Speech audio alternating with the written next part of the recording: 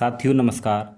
देखिए आज की इस वीडियो में हम लोग कक्षा 8वीं का गणित और प्रश्नावली 9.3 को हल करेंगे। इससे पहले के जितने भी वीडियो हम लोगों ने बना दिए हैं प्लेलिस्ट में जाकर वो वाली वीडियो आप लोग देख लें, ठीक है। तो देखिए यहाँ पे जो सबसे पहला जो प्रश्न दिया गया है, आपको एक बेलनाकार टैंक दिया हुआ है, ठीक है ना। ये एक बेलनाकार टंकी है या टैंक दिया गया है। निम्नलिखित में से किस स्थिति में आप उसका पृष्ठीय क्षेत्रफल ज्ञात करोगे या किस स्थिति में आयतन, यानी कि कब आप आयतन ज्ञात करोगे और कब पृष्ठीय क्षेत्रफल। तो ये आपको तीन इसमें प्रश्न दिए गए हैं। तो पहला है यह ज्ञात करने के लिए कि इसमें कितना पानी रखा जा सकता है, ठीक है। तो ध्यान रखना, अगर कोई बर्तन है, ठीक कैसा भी है, अगर उसमें ये पूछे कि इसमें कोई सामान कितना आ रहा है तो उसके लिए हम लोग उसका क्या ज्ञात करते हैं, आयतन ज्ञात करते हैं। तो दोस्तों पहले का जो उत्तर होगा वो क्या होगा, आयतन, ठीक है। क्या ज्ञात करेंगे, आयतन ज्ञात करेंगे। दूसरा है इसका प्लास्टर करने के लिए वांछित सीमेंट की बोरियों की संख्या। अब हमें क्या है, इस पर प्लास्टर करना है, ठीक है। जब प्लास्टर करेंगे तो हम इसका क्या ज्ञात करेंगे, पृष्ठीय क्षेत्रफल, पृष्ठीय क्षेत्रफल, ठीक। इसमें भरे पानी से, ठीक है ना, इसमें भरे पानी से भरे जाने वाले छोटे टोंकों की आवश्यकता। तो देखिए अभी तो यहाँ पे पानी की पूछ रहा है ना कि कितना पानी आएगा, तो जब भी ऐसे पूछा है तो क्या निकालेंगे, इसका हम आयतन, ठीक है। तो पहले का जो उत्तर है वो मैंने इसके सामने लिख दिया है। ये सिर्फ इस तरीके से क्वेश्चन करना था, ठीक है। अब देखिए प्रश्न नंबर 2 क्या कह रहा है। तो देखिए प्रश्न नंबर 2 में हमें दे रखा है बेलन ए का व्यास 7 सेंटीमीटर और ऊंचाई 14 सेंटीमीटर है। बेलन बी का व्यास 14 सेंटीमीटर, ऊंचाई 7 सेंटीमीटर है। तो ये दोनों बेलन हमें दिए गए हैं, ठीक है। तो पूछा है परिकलन किए बिना क्या बता सकते हैं कि इन दोनों में से किसका आयतन अधिक है, यानी बिना कैलकुलेशन करे हमें पहले तो ये बताना है, ठीक है। तो देखिए अगर ये देखें तो ये चौड़ा ज़्यादा है तो मेरे ख्याल से इसका आयतन क्या होगा, अधिक होगा। तो हमें एक अंदाजे से ये बताएंगे। तो पहले तो हम यहाँ पे ये लिख देंगे, प्रश्न नंबर 2 है, ठीक है। तो पहले तो ये लिख देंगे बेलन बी का आयतन क्या होगा, अधिक होगा। बेलन बी का आयतन अधिक होगा, ठीक है। अब इसके बाद क्या कह रहा है आगे देखिए, दोनों बेलनों का आयतन ज्ञात करते हुए, यानी अब हमें आयतन ज्ञात करना है दोनों बेलनों का, और जांच कीजिए कि अधिक आयतन वाले का पृष्ठीय क्षेत्रफल, यानी दोनों बेलनों का हमें आयतन भी ज्ञात करना है और पृष्ठीय क्षेत्रफल भी ज्ञात करना है। फिर हमें बाद में ये बताना है कि अधिक आयतन वाले बेलन का पृष्ठीय क्षेत्रफल भी अधिक है क्या, ठीक है। तो चलिए पहले बेलन ए के बारे में पढ़ते हैं। तो यहाँ पे लिखेंगे बेलन ए। तो बेलन ए आपके सामने ये दे रखा है। तो बेलन ए का देखिए व्यास, तो यहाँ पे आप लिखिए बेलन ए का व्यास। तो व्यास को हम लोग किससे दिखाते हैं, डी से। तो डी बराबर हमारे पास दे रखा है, देखिए कितना, 7 सेंटीमीटर, ठीक है। तो मैं बेलन ए की त्रिज्या निकाल लेता हूँ यहाँ पे। बेलन ए की त्रिज्या मतलब आर। तो आर बराबर क्या होता है, डी बट्टे 2, यानी कि व्यास बट्टे 2। तो डी कितना है, 7 और बट्टे में 2। इसको आप ऐसे ही रहने दीजिए, कैलकुलेशन में काम आ जाएगा, ठीक है। ये आ गया। अब हम क्या करें, अब देखिए हमें क्या दे रखा है, बेलन की ऊंचाई। तो बेलन ए की ऊंचाई भी दे रखी है, बेलन ए की ऊंचाई। देखिए आपको ये थ्योरी तो लिखनी पड़ेगी, थ्योरी वाली क्वेश्चन है। तो बेलन ए की ऊंचाई एच कितनी है, 14 सेंटीमीटर, 14 सेंटीमीटर, ठीक है। अब इसके बाद हम पहले बेलन ए का आयतन निकाल लेते हैं, ठीक है। बेलन ए का आयतन, तो आयतन का सूत्र होता है बेलन का पाई आर स्क्वायर एच, ठीक है। तो पाई का मान 22/7 गुणा आर। आर कितना है, 7/2। तो 7/2 का स्क्वायर गुणा एच। एच कितना है, देखिए आपके पास 14, ठीक है। अब इसको हल करते हैं। तो ये 22/7 गुणा 7/2 पे स्क्वायर, यानी 2 बार, 7/2 गुणा 7/2 और गुणा में ये 14। ठीक है, अब देखिए इस वाले 7 से ये वाला 7 कट जाएगा, इस वाले 2 से ये कटेगा 11 बार, और इस 2 से ये कटेगा 7 बार। तो यहाँ पे कितना आया देखिए, यहाँ 11 गुणा 7 सत्ते में 49। ठीक है, इन दोनों की गुणा करो, 11 9 99 और हासिल 9, 11 चौक 44 और 44 और 9 कितना हो जाएगा 53। अब ये आयतन है तो यहाँ पे लगाएंगे सेंटीमीटर क्यूब। ठीक है, यानी बेलन ए का हमने यहाँ पे क्या किया, आयतन निकाल लिया। अब हम साथ की साथ यहाँ पे क्या करें कि बेलन ए का पृष्ठीय क्षेत्रफल भी निकाल लेते हैं, क्योंकि हमें दोनों ही चीज़ निकालनी है, दोनों बेलनों की। ठीक है, तो यहाँ निकालेंगे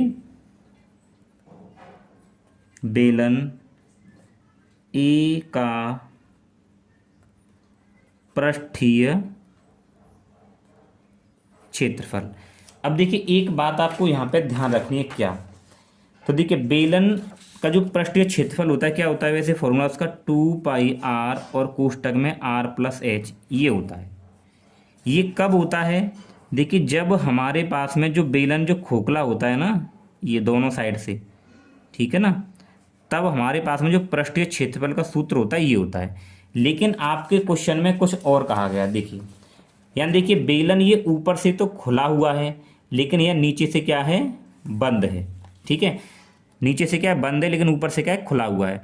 तो जब हम इसका पृष्ठीय क्षेत्रफल का यहाँ सूत्र बनाएंगे तो कैसे बनाएंगे, पहले इसका पूरा वक्र पृष्ठ लेंगे, तो वक्र मतलब ये पूरा हिस्सा घूमने वाला, तो ये हो जाएगा 2πrh होता है वक्र पृष्ठ। अब नीचे वाला, ऊपर वाला तो खुला है और नीचे वाला ये बंद है, तो हम केवल एक ही वृत्त का लेंगे पृष्ठीय क्षेत्रफल। तो ये वृत्त है, तो वृत्त का क्षेत्रफल क्या होता है, πr², ये होता है ना। तो यहाँ से हम क्या करेंगे, देखिए πr कॉमन आ जाएगा, तो दोनों से मैं अगर πr कॉमन लूँगा बाहर, तो यहाँ पे 2h बचेगा और प्लस यहाँ से πr बाहर है, तो यहाँ पे क्या बचेगा, r बचेगा। यानी अब इस केस में मुझे ये वाला सूत्र यहाँ पे लगाना है। ठीक है, दोनों ही बेलनों में यही सूत्र लगाएंगे पृष्ठीय क्षेत्रफल के लिए। क्यों, क्योंकि इसका एक सिरा ऊपर वाला क्या है, खुला है, समझ गए ना। तो ये लगाना है अब यहाँ पे, तो लगाइए यहाँ पे कि बेलन ए का पृष्ठीय क्षेत्रफल, तो क्या लगाएंगे यहाँ पे सूत्र, πr और कोष्टक में 2h + r।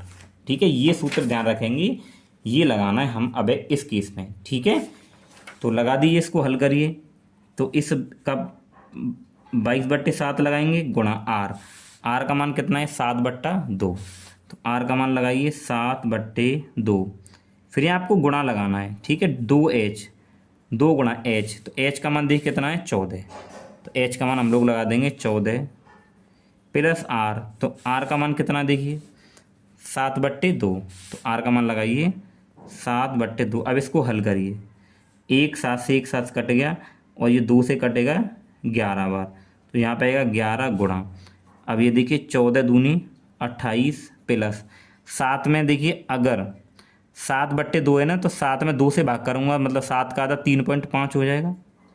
ठीक है, अब ये 11 और गुणा 28 और 3 31, तो ये 31.5 हो जाएंगे। इन दोनों का गुणा करेंगे तो देखिए 11 पंजे 55 हासिल 5, 11 कम 11 और 5 16 हो जाएगा, फिर हासिल 1, 11 तिया 33 और ये कितना हो जाएगा 34। ठीक है, यानी कि इसका और एक अंक का पॉइंट लगाएं तो इसका जो उत्तर आएगा 346.5 सेंटीमीटर स्क्वायर। देखो बेलन ए का हमने आयतन भी निकाल लिया और पृष्ठीय क्षेत्रफल भी निकाल लिया। अब हम बात करते हैं बेलन बी के बारे में। ठीक है, तो देखिए क्वेश्चन थोड़ा सा बड़ा जरूर है लेकिन कठिन नहीं है। ठीक है, अब यहाँ पे हम करेंगे बेलन बी के बारे में बात, तो यहाँ पे लिखिए बेलन बी, आप चाहें तो चित्र भी बना सकते हैं बेलन बी। तो देखिए बेलन बी का व्यास बिल्कुल सेम इसी तरीके से, बेलन बी का व्यास, तो व्यास को डी से दिखाते हैं, तो कितना दे रखा है देखिए 14। ठीक है, तो अगर मैं यहाँ से आर निकालूंगा, बेलन बी की त्रिज्या मतलब आर, तो बेलन बी की त्रिज्या आर बराबर व्यास बट्टे 2 होता है ना, मतलब d/2, तो व्यास कितना है आपके पास 14 ही तो दे रखा है ये, और बट्टे 2 तो काटेंगे तो कितना आ जाएगा 7 सेंटीमीटर। अब आप देखें बेलन बी की जो ऊंचाई है h 7 है, तो यहाँ पे लिख दीजिए बेलन बी की ऊंचाई यानी एच, तो एच बराबर कितना दे रखा है 7 सेंटीमीटर, 7 सेंटीमीटर। ठीक है, अब हमें क्या निकालना है, अब इस बेलन बी का हमें आयतन भी निकालना है और पृष्ठीय क्षेत्रफल भी निकालना है। ठीक है, तो निकालिए। तो पहले निकालेंगे आयतन, बेलन बी का आयतन। तो बेलन का बी का आयतन क्या, देखिए आयतन का सूत्र क्या था, पाई आर स्क्वायर एच। तो पाई का मान 22/7 गुणा आर, आर का मान कितना दे रखा है 7 है आपके पास, स्क्वायर और गुणा एच, एच का मान भी 7 है। तो 22/7 गुणा आर, दो बार लिखेंगे, देखिए 7 गुणा 7 क्योंकि वर्ग हो रहा है और यहाँ पे 7, एक साथ से एक साथ कट गया, तो कितना आ जाएगा 22 गुणा 7 सत्ते 49। ठीक है, अभी इसकी अगर गुणा करते हैं तो कितना आता है वो देख लेते हैं। ठीक है, तो देखिए 22 गुणे 49, 9 दूनी 18, 9 दूनी 18 19 गुणा 4 दूनी 8, 4 दूनी 8, ये 8 और 9 17, 9 और ये हो जाएगा 1078। तो इन दोनों की गुणा करेंगे आ गया 1078। अब ये आयतन है तो ये आ जाएगा सेंटीमीटर क्यूब में। ठीक है, अब देखिए बेलन बी का आयतन भी आ गया। अब हम लोग बेलन का पृष्ठीय क्षेत्रफल निकालेंगे इसी का, कि बेलन बी का पृष्ठीय क्षेत्रफल। तो देखिए बेलन बी के पृष्ठीय क्षेत्रफल में भी यही सूत्र आपको यूज करना है। क्यों, क्योंकि देखिए इसका भी यहाँ पे एक सिरा बंद है और ऊपर वाला क्या है यहाँ पे खुला हुआ है, तो यहाँ पे भी हम यही सूत्र यूज करेंगे, कौन सा, ये वाला, कि पाई आर और कोष्टक में 2h प्लस आर। मैंने बता दिया बना कैसे था ये। तो पाई का मान हमारे पास कितना है 22/7 गुणा आर, तो आर का मान देखिए 7 सेंटीमीटर दे रखा है, तो यहाँ लगा दीजिए 7, फिर यहाँ गुणा 2h, 2 गुणा h, h का मान 7 है, 7 लगाएंगे, प्लस आर, आर का मान भी यहाँ पे क्या है 7 है, एक साथ से ये 7 कट जाएगा, तो ये हो जाएगा 22 गुणा 7 दूनी 14 और प्लस ये 7, तो ये आ जाएगा देखिए 22 गुणा और ये 21 हो जाएगा। ठीक है, अब आप इसकी गुणा करें तो देखिए 21 दूनी कितना होगा 42, हासिल 4, 21 दूनी 42, 42 और 4 कितना हो जाएगा 46, यानी कि 262 सेंटीमीटर स्क्वायर। ठीक है, अब आप ये देखिए उसने ये पूछा है, क्वेश्चन में क्या पूछा देखिए, क्या अधिक आयतन वाले बेलन का पृष्ठ क्षेत्रफल अधिक है। तो देखिए अधिक आयतन किसका है, बेलन बी का है। तो जब बेलन बी का आयतन अधिक है, क्योंकि बेलन ए का आयतन इतना है, बेलन बी का इतना है, तो अधिक है, तो बेलन बी का आयतन अधिक है, तो बेलन बी का पृष्ठीय क्षेत्रफल भी इससे अधिक है, क्योंकि ये आ रहा है 340, ये आ रहा है 462। ठीक है, तो हमारे पास उत्तर क्या आएगा, हाँ, क्या आएगा, हाँ,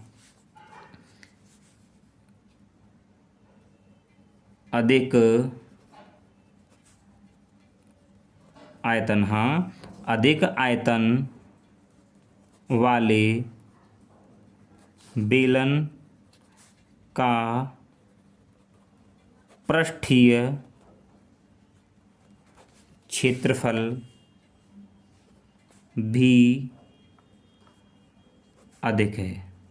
ये इसका पूरा उत्तर है, तो आप चाहें तो इसका स्क्रीनशॉट आराम से ले सकते हैं। बिल्कुल हमने आपको डिटेल में पूरा सॉल्यूशन इसका करवाया है। ठीक है, अब चलिए हम लोग देते हैं प्रश्न नंबर 3। तो प्रश्न नंबर 3 में क्या दे रखा है देखिए, एक ऐसे घनाभ की ऊंचाई ज्ञात कीजिए जिसके आधार का क्षेत्रफल। ठीक है, तो क्या क्या दे रखा है देखिए, दिया है घनाभ के आधार का क्षेत्रफल,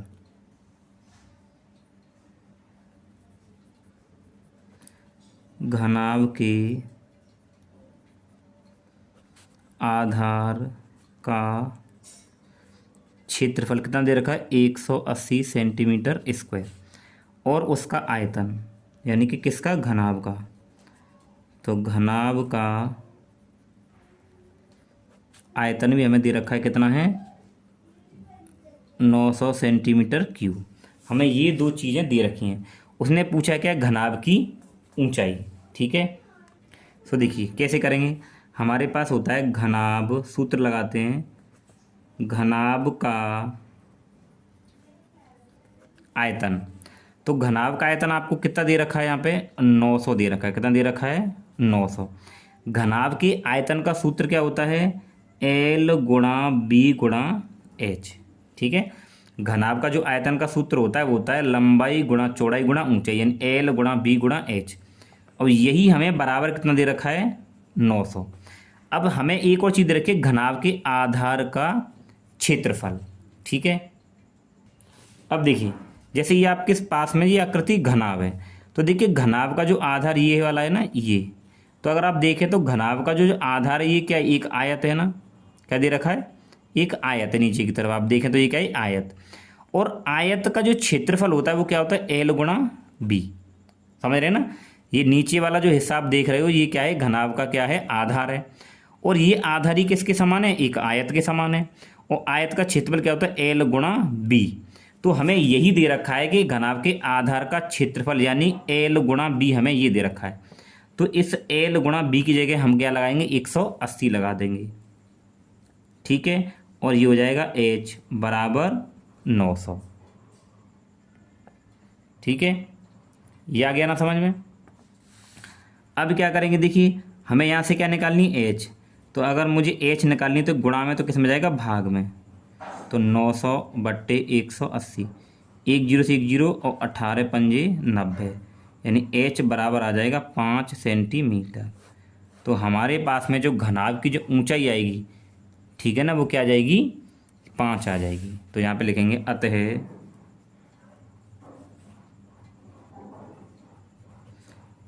घनाभ की ऊंचाई H बराबर 5 सेंटीमीटर होगी। ठीक है, इसके बाद देखते हैं हम लोग प्रश्न नंबर 4। तो प्रश्न नंबर 4 क्या कह रहा है, देखिए एक घनाभ की विमाएं 60 गुणा 54 गुणा 30 दे रखें। इस घनाभ के अंदर 6 सेंटीमीटर भुजा वाले कितने छोटे छोटे घन काटे जा सकते हैं। ठीक है, तो चलिए इस प्रश्न को हम लोग करते हैं। तो यहाँ पे देखते हैं घनाभ, तो ये घनाभ की विमाएं हैं, घनाभ की विमाएं। तो यहाँ पे लिखिए घनाभ की लंबाई। तो पहले तो ये पहली वाली लंबाई हो जाएगी यानी L। तो L बराबर कितनी है 60 सेंटीमीटर।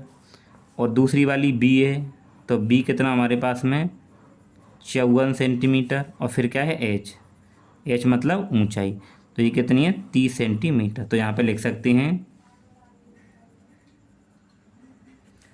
घनाभ की चौड़ाई, और इसको लिखेंगे घनाभ की ऊंचाई। ठीक है, फिर कह रहा है इस घनाभ के अंदर 6 सेंटीमीटर भुजा वाले कितने छोटे घन रखे जा सकते हैं। तो देखिए इसमें क्या करेंगे, इस घनाभ का हम लोग आयतन निकाल लेंगे। ठीक है, और इस घनाभ के आयतन में जो घन है, ये छोटा वाला जो घन है ना 6 सेंटीमीटर भुजा वाला, इसका क्या कर देंगे भाग कर देंगे। ठीक है, तो यहाँ पे लिखेंगे घनों की संख्या, छोटे घनों की संख्या। अच्छा, यहाँ पे घन की भुजा दे रखी है, घन की ये भी लिख लो आप, घन की भुजा बराबर कितनी है 6 सेंटीमीटर। ठीक है, तो हमें निकालना है कितने छोटे घन रखे जा सकते हैं। तो देखिए यहाँ पे लिखेंगे छोटे घनों की संख्या। तो आपको क्या करना है, ऊपर लिखना है घनाभ का आयतन, घनाभ का आयतन, और बट्टे में घन का आयतन, घन का आयतन।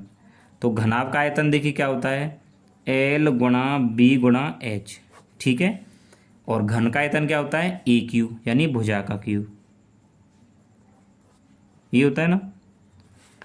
तो L का मान कितना है देखिए 60 गुणा, फिर ये 54 H B का मान, और फिर H का मान कितना है 30। ये क्या भुजा यानी किसकी भुजा है, घन की भुजा। ठीक है ना, ये किसकी भुजा है, घन का आयतन है ना, तो घन का आयतन सूत्र होता है भुजा का Q। तो भुजा कितनी है 6, मतलब 6 का Q। ठीक है, तो करिए इसको, ये 60 गुणा 54 गुणा 30 बटे 6 का क्यू यानी 3 बार, 6 × 6 × 6। तो देखिए 6 से काटोगे 10 बार, 6 से काटोगे 9 बार और 6 से काटोगे 5 बार। 10 × 9 × 5, तो ये हो जाएगा देखिए 10 × 9 पंजे 45 और गुणा करेंगे तो 450। तो छोटे घनों की जो संख्या होगी कितनी होगी? 450। ठीक है, तो यानी हम कह सकते हैं कि 6 सेंटीमीटर लंबाई के जो छोटे छोटे घन काटे जाएंगे वो कितने पर काटे जाएंगे? 650। तो यहाँ पे लिखेंगे अतः छोटे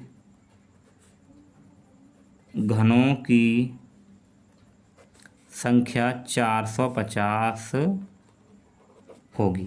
ठीक है, इसके बाद में देखिए यहाँ पे प्रश्न नंबर 5। ठीक, प्रश्न नंबर 5 क्या दे रखा है देखिए, ये कह रहा है एक ऐसे बेलन की ऊंचाई ज्ञात कीजिए जिसका आयतन इतना है और उसके आधार का व्यास इतना है। तो हमें बेलन की ऊंचाई ज्ञात करनी है। ठीक है, तो प्रश्न नंबर कौन सा है आपके पास में? 5 है। ठीक है, तो प्रश्न नंबर 5, तो हमें क्या क्या दे रखा है? पहले लिखिए दिया है। तो हमें दे रखा है देखिए बेलन, ये बेलन है तो बेलन का आयतन,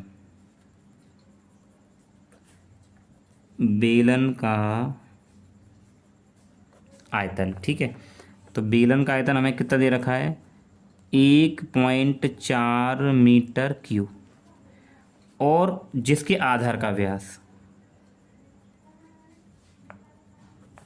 आधार का व्यास, तो व्यास को तो हमेशा डी से दर्शाते हैं यानी डायमीटर, 140 सेंटीमीटर। ठीक है, तो उसने पूछी हम लोगों से ऊंचाई। तो हम लोग एक काम कर लेते हैं यहाँ पे, क्या कि पहले इसको किस में चेंज कर लेते हैं? मीटर में। तो हमें पता है कि देखिए 1 मीटर बराबर क्या होता है? 100 सेंटीमीटर। 1 मीटर बराबर 100 सेंटीमीटर होते हैं। तो मैं जब इसको मीटर में चेंज करूँगा तो हो जाएगा 140/100। इससे 0 कट जाएगी तो कितना आया? देखिए यहाँ पे ये आया 14/10।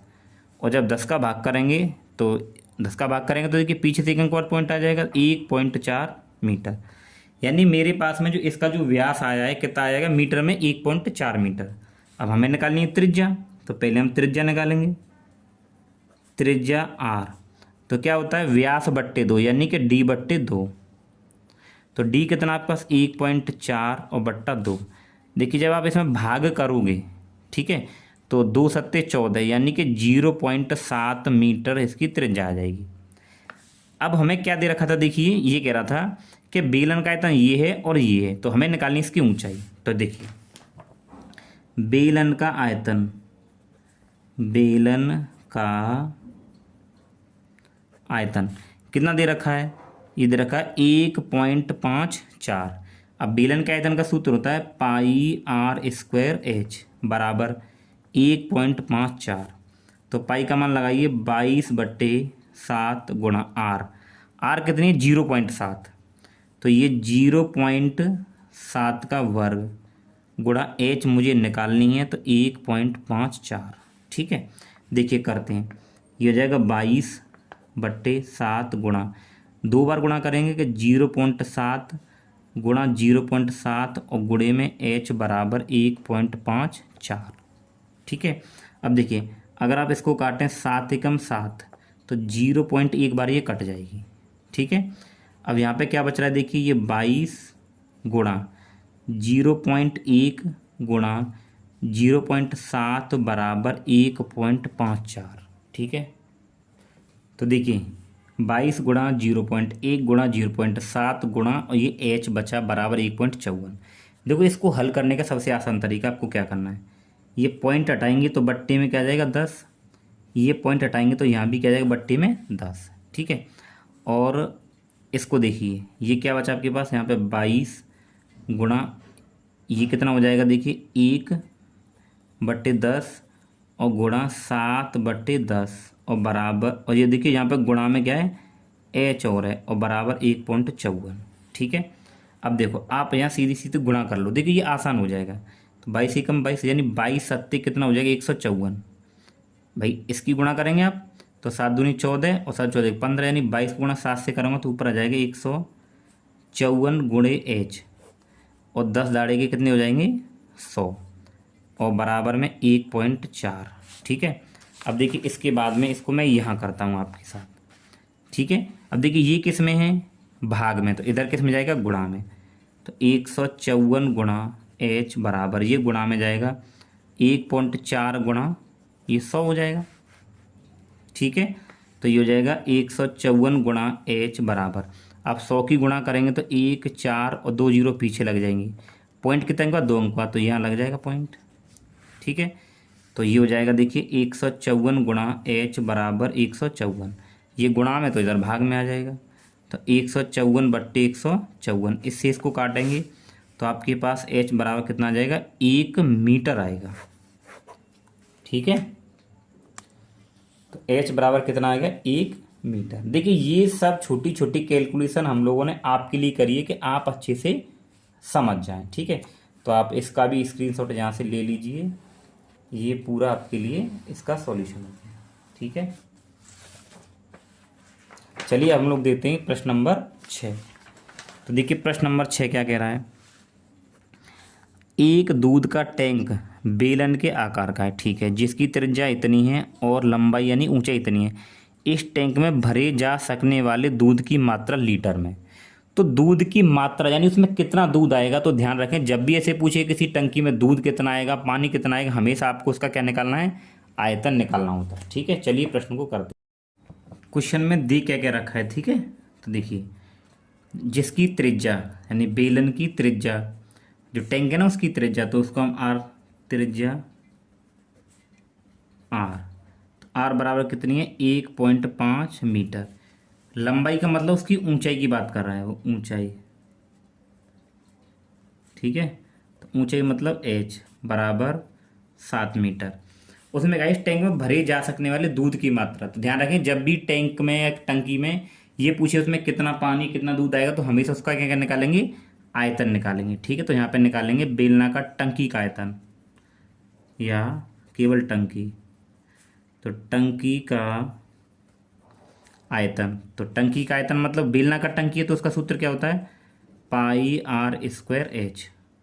तो आपके पास पाई का मान लगाएंगे 22/7 गुणा आर, तो आर कितनी आपके पास में 1.5 स्क्वायर गुणा एच कितना है 7। ठीक है। इसको बस हल करना है कि 22/7 गुणा 1.5 का 2 बार गुणा 1.5 गुणा 1.5 और गुणा 7। ठीक है।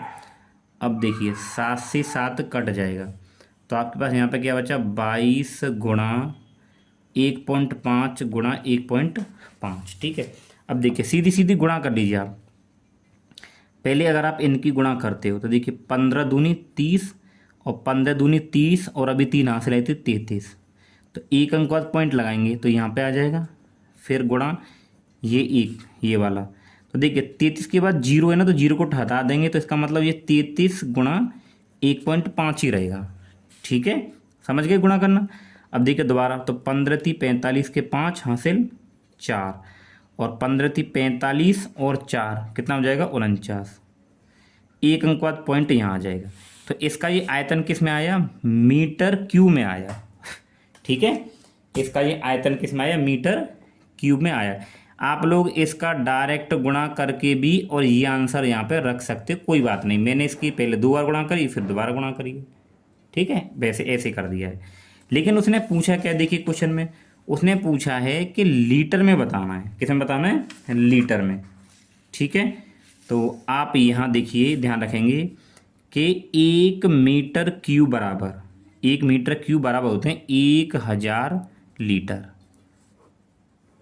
ठीक है। ध्यान रखेंगे 1 मीटर क्यूब हिंदी में लिख देता हूँ कि 1 मीटर क्यूब बराबर 1000 लीटर। तो ये इतने मीटर क्यूब है ना, तो इसको लीटर में बदलना है तो 1000 से क्या करेंगे यहाँ पे गुणा कर लेंगे। तो ये हो जाएगा 9.5 गुणा 1000 लीटर। ठीक है। एल मतलब चलो हिंदी में लिख देते हैं लीटर। अब आप गुणा करेंगे तो देखो 4 9 5 कितनी जीरो है, 3 जीरो, 1 2 3। अच्छा, पॉइंट एक अंक बाद लगेगा यानी यहाँ लग जाएगा, तो आपके पास उत्तर आ जाएगा 49500 लीटर। ये आपके पास उत्तर रहेगा। ठीक है, तो आपका उत्तर क्या होगा, 49,500 लीटर। ठीक है, यही पूछा था कि भरी जा सकने वाले दूध की मात्रा लीटर में। ठीक है, तो यहाँ पे आप लिखना चाहो तो लिख सकते हो, अतः टंकी में 49,500 लीटर दूध आएगा। ठीक है, तो ये हो गया। देखिए इसका पूरा यहाँ से पूरा सॉल्यूशन चाहे तो आप स्क्रीनशॉट यहाँ ले लीजिए। ठीक है, अब देखते हैं हम लोग प्रश्न नंबर 7 क्या कह रहा है। यदि किसी घन के प्रत्येक किनारे को 2 गुना कर दिया जाए तो नंबर 1 कह रहा है इसके पृष्ठीय क्षेत्रफल में कितने गुना वृद्धि होगी। तो हम पहले वाले को यहाँ पे हल कर रहे हैं। ठीक है, तो यहाँ पे लिखिए, माना घन के प्रत्येक किनारे की लंबाई मान लीजिए। ठीक है, तो आप उसको मान लीजिए क्या है, एल है, यानी कि घन के प्रत्येक किनारे की लंबाई मैंने क्या मान ली, एल मान ली। अब ये कह रहा है कि इसके पृष्ठीय क्षेत्रफल को कितने गुना वृद्धि होगी। अगर हम पहले मान लेते हैं कि पहले घन का जो प्रत्येक किनारे की लंबाई एल है, तो मैं अगर यहाँ पे निकालूँ इसका पृष्ठीय क्षेत्रफल, ठीक है, तो घन का पृष्ठीय क्षेत्रफल, तो सूत्र क्या होता है, 6L²। क्या होता है, 6L²। तो यहाँ अगर हम देखें तो घन का जो पृष्ठीय क्षेत्रफल हमारे पास में क्या हो जाएगा, 6L² हो जाएगा। ठीक है भाई, मैंने L मान लिया है ना, तो इसका सूत्र होता है L²। अगर मैं यहाँ x मानता तो यहाँ x हो जाता। लेकिन अब वो ये कह रहा है कि यदि इसके प्रत्येक किनारे को 2 गुना कर दिया जाए। ठीक है, देखो, यदि घन के प्रत्येक किनारे को 2 गुना कर दिया जाए, तो जब घन के प्रत्येक किनारे को आप 2 गुना करेंगे तो पहले L था, तो अब क्या हो जाएगा, 2L हो जाएगा। ठीक है, और अब इस घन का पृष्ठीय क्षेत्रफल क्या निकालेंगे, घन का पृष्ठीय क्षेत्रफल, तो सूत्र क्या होता है, 6L²। 6L²। अब 6 गुणा, अब यहाँ L की जगह पे हमें क्या लेना है, 2L लेना है, क्योंकि 2 गुना कर दिया है, तो ये 2L²। तो ये कितना हो जाएगा, देखिए 6 गुणा 2 का वर्ग करेंगे 4, L का वर्ग करेंगे यहाँ पे L²। अब मैं देखिए ये गुणा में है सारी चीज़ें, मैं क्या करूँ यहाँ पे कि ये 4 को यहाँ कर दूँ। ठीक है, 4 यहाँ 6 इसके पास, तो ये 6 गुणा L², ऐसे मैंने कर लिया इसको। ठीक है, अब देखिए आप कि पहले जब घन की प्रत्येक भुजा केवल L थी तो उसका पृष्ठीय क्षेत्रफल क्या था, 6L²। लेकिन जब घन के प्रत्येक किनारे को 2 गुना कर दिया है तब उसका पृष्ठीय क्षेत्रफल अगर हम देखें क्या रहा है, 4 गुणा 6L²। तो अगर आप तुलना यहाँ करके देखें, देखिए ये 6L² और ये भी 6L², तो कितने गुना बढ़ा, 4 गुना। ठीक है, तो यही इसने पूछा है कि इसके पृष्ठीय क्षेत्र में कितने गुना वृद्धि होगी, तो कितने गुना वृद्धि हो रही है, 4 गुना। तो यहाँ पे लिख देंगे, अतः घन के पृष्ठीय क्षेत्रफल में 4 गुना, ठीक है, ये गुना है, ध्यान रखेंगे, इसको काट के लिख देता हूँ, 4 गुना वृद्धि होगी। ठीक है, आई होप आप लोग अच्छे से समझ गए होंगे। ठीक है, तो ये इसका पहला हो गया। अभी इसने देखिए दूसरा पूछ रखा है इसने, तो देखिए दूसरा क्या कह रहा है, दूसरा ये कह रहा है इसके आयतन में कितने गुना वृद्धि होगी। ठीक है ना, ऐसे ही आयतन में पूछ रहा है कि अगर पहले हम आयतन निकालें तो कितना होगा, और जब उसकी भुजा को 2 गुना कर देंगे तब आयतन कितने गुना वृद्धि हो जाएगी। ठीक है, तो चलिए अब मैं इस दूसरे वाले को करता हूँ। ठीक है, तो देखिए दूसरे वाले में हम क्या करेंगे, अब ये मान लीजिए कि घन की प्रत्येक भुजा, तो घन की प्रत्येक भुजा की लंबाई यहाँ भी हम लोग क्या मान लेते हैं भाई, एल मान लेते हैं। ठीक है, तो अब मैं यहाँ पर अगर घन का आयतन निकालूंगा तो घन का आयतन, तो घन का आयतन क्या होता है, भुजा का क्यूब। तो भुजा मैंने कितनी मानी है, एल, तो एल का क्यूब हो जाएगा। ठीक है, अब मैं क्या कह रहा हूँ कि अब ये कह रहा है कि इसको भी दोगुना कर दें, यानी कि घन की प्रत्येक भुजा को भी दोगुना कर दिया जाए। ठीक है, यदि घन की प्रत्येक भुजा को दोगुना कर दिया जाए, तो अगर हम दोगुना करेंगे तो पहले एल थी, अब क्या हो जाएगी 2l। ठीक है, तब इसका आयतन क्या होगा, तब घन का आयतन, तब घन का आयतन क्या होगा, भुजा का क्यूब, ये होता है ना फॉर्मूला। तो भुजा कितनी है अब इसकी, यहाँ पे 2l है, तो 2l का आप क्यूब करेंगे, तो 2l का क्यूब का मतलब यहाँ पे गुणा 3 बार, 2l का गुणा आपस में 3 बार, तो 2 दूनी 4, 4 दूनी 8, एल एल एल। ठीक है, ये भी एल है, तो क्या हो जाएगा एल क्यूब। अब देखिए यहाँ पे पहले कितना आया था एल क्यूब, लेकिन भुजा को 2 गुना करने पर कितना आ रहा है 8 एल क्यूब। तो अगर यहाँ पर तुलना करके देखें इसकी, तो कितने गुना बढ़ रहा है 8 गुना। तो यहाँ पे लिखेंगे अतः